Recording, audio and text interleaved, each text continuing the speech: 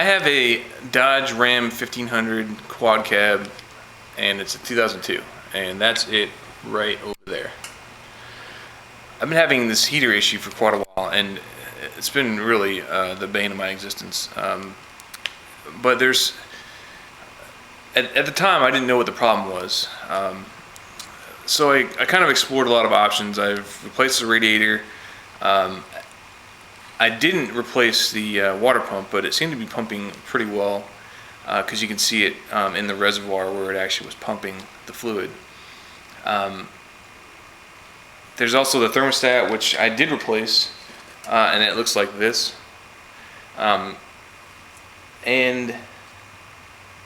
also, what I think is really the genius of it all is the radiator cap I replaced. This one, for some reason, is really springy. Which wasn't allowing any of the air that was in the system to escape. So it over time, actually was getting so much air in the system that it wasn't allowing the engine to cool off and to get the antifreeze or the coolant into the heater core, which it sounded like there was a waterfall behind the dash because there was so much air in the heater core.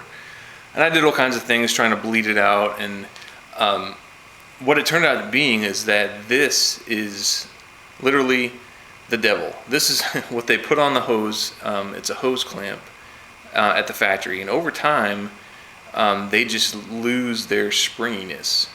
And for those of you that have done work on their vehicles before, probably know this and are saying to yourself, duh, everybody knows that. Well, for everybody else that haven't done it, learn from my mistakes. The second you do any kind of repair or change anything on your heater system or your coolant system, rather, replace these. Use these. These are the pipe clamps you should use. Because there's a screw right there, you can tighten them. Okay, and what I did is I flushed out the heater core, and I used these heater extensions. So these are just heater hoses, and I actually cut the pipe instead of actually trying to detach the heater hose from the heater core. Because if you mess up those heater core ends, they probably stick out the firewall about that far. Then there's no fixing it. You have to replace your heater core. And I didn't want to do that. My truck's 11 years old, and chances are those heater hoses are permanently stuck on there. And I didn't want to mess with that. So I cut the heater hoses, different lengths at different locations, so I didn't mix them up, putting it back together. And I put these extensions on, and then ran my hose through, squirted water through both frontwards and backwards several times. And then I put lime away inside the heater core, let it sit for about 20 minutes while I replaced my thermostat, which I thought was getting a lot of overuse because of all the air in the system. It was probably needed to be replaced, so I replaced it, which I'm glad I did, by the way, because the engine, at least on the temperature gauge, is running a lot cooler. And that I'm sure is going to extend the life of the engine and any issues that it may have in the future. So, don't be afraid to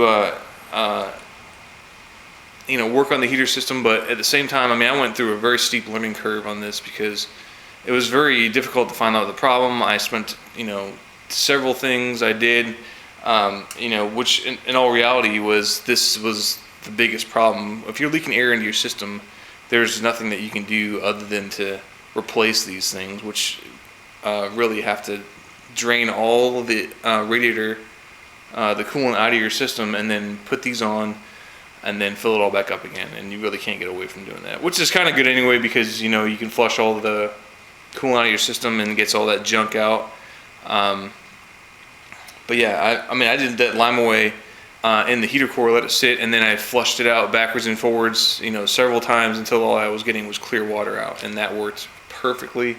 I'm blowing so much hot air in that truck, I can't even stand it. It's so hot in there. I have to turn it down, which is exactly what I wanted. So, yeah, man, I can't believe how long this took to do. It it was probably about an hour of actually doing the work, and I spent months trying to figure out the issue, and I just looked on the forums and stuff like that, and people were saying the lime away was the best way to go, and flushing out the heater core was definitely cheaper than replacing it. So anyway, it's done, and that is awesome.